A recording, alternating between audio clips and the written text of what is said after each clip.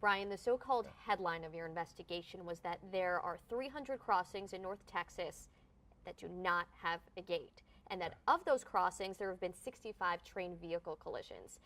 Give us a little backdrop as to how you got this story and how you explored this story. Yeah, so the U.S. Department of Transportation, they keep records of every train crossing across the country. And part of their records is they keep track of what safety features are at all of these crossings. So what we did is we took that information, we created a map. Now you're going to notice on this map that all the red markers are crossings that don't have a gate. And then what we did is we just started to look at every trained vehicle collision in North Texas over the past decade, and we looked at them, and then we looked at the map compared to see if they were ones that had a gate or did not have a gate. Now we did find some where there was a gate, and oftentimes the driver in that situation simply drove around the gate and was hit by the train. But 65 times when there was a collision, there was no gate. Wow. So we have some rapid fire questions. Yeah.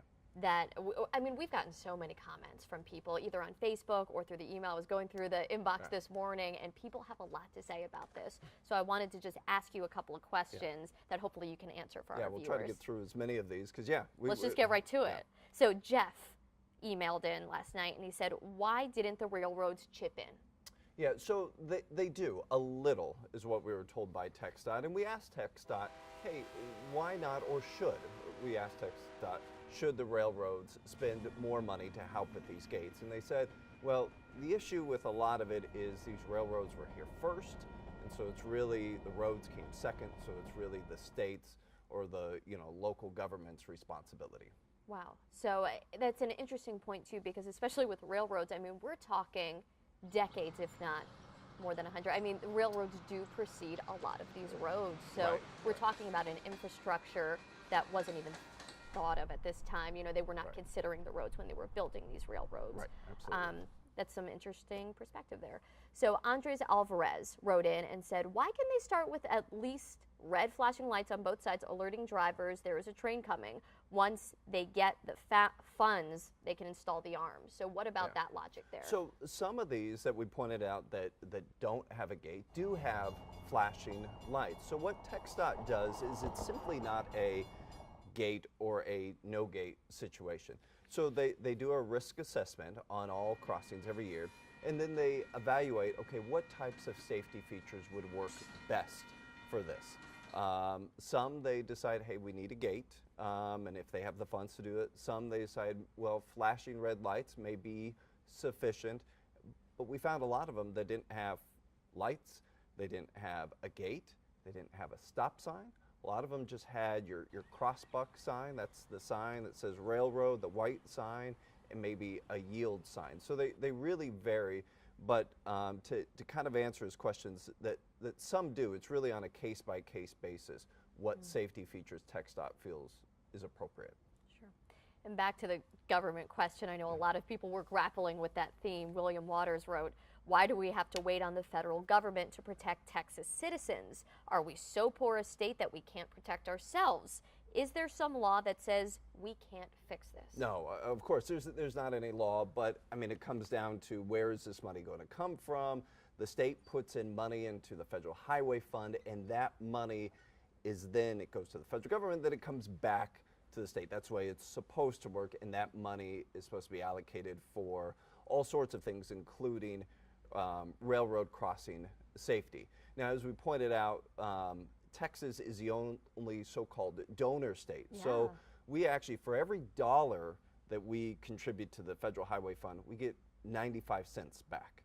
And so that may not sound like a lot, but in the long term, that can be quite a bit of money when we're talking millions, even billions of dollars. You noted in your story that Texas is the only donor because of a funding structure. Can you talk a little more about that? I was so curious. Yeah, so they have basically frozen the funding structure. They froze it in 2009. So all the numbers, they use a formula based upon population and different things like that.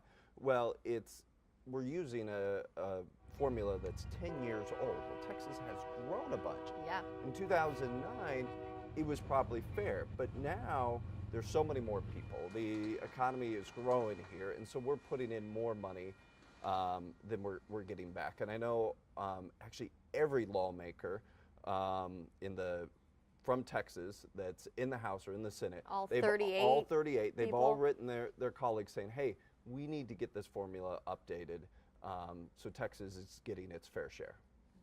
Mel also sent you an email last night after your story. Mel says, watching your story, one thing I noticed is no one was slowing down before crossing the train tracks. Should they not be slowing at train crossings to see if a train is coming before crossing? I also thought all school buses were required to stop at all train crossings. So another theme that came up a lot after your story was the idea of personal responsibility. Yeah. What do you say to Mel? Well, so his question about the school buses, yes, school buses are required regardless of whether there's a stop sign or not. So you'll go to some crossings where it's a yield sign or there may not be anything.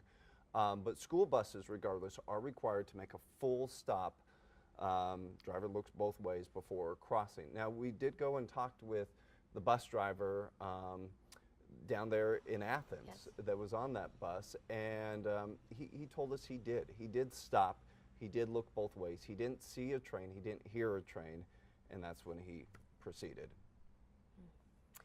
Bill Stiles also wanted to contact you. Bill says, while I don't want to minimize the importance of railroad crossing arms, I would like to point out that no one mentioned the importance of the driver's responsibility to stop. There we go again. Look and listen before crossing a railroad track. So what do you say to viewers or to people who are watching this and say, it's on us to do this and the government has nothing to do with this? Yeah, so I received at least a dozen comments very similar to what Bill was talking about with driver's responsibility. And of course, there is a huge part of this is driver's responsibility. But I guess just with everything, there's always different layers of protection. I don't think any of us are perfect drivers all the time. It's why we have stoplights. It's why they redesign roads and on-ramps and off-ramps certain ways to kind of give us an extra layer of protection.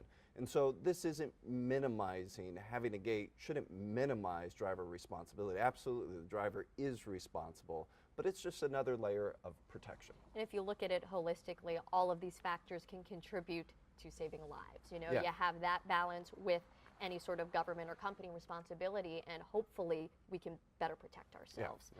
Last question, Rod Cochran.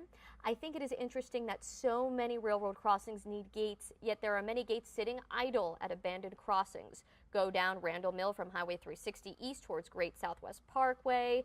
Why didn't they remove literally thousands of dollars worth of crossing arms and signals? They could be used elsewhere and save lives. Did you notice that? There was actually a couple emails about this. The other one I think was talking about some crossings in Carrollton that trains no longer go through there. It's a great question. We're going to ask TxDOT about that today to see what they could do if moving. My initial thoughts with some of them, with talking with TxDOT about gate crossings and how they install them, it may not be cost prohibitive because each gate crossing is specifically designed for that crossing, and there's probably a lot of expenses with installing, designing, so simply uprooting one from one intersection and moving it to another, that may not work in every case, but it is a very valid question because there are a lot.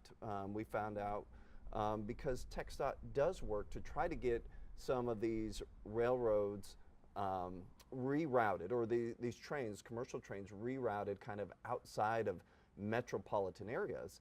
And so there are some train tracks that there is a gate. So we're going to ask TxDOT about that. So we're going to have an update on that.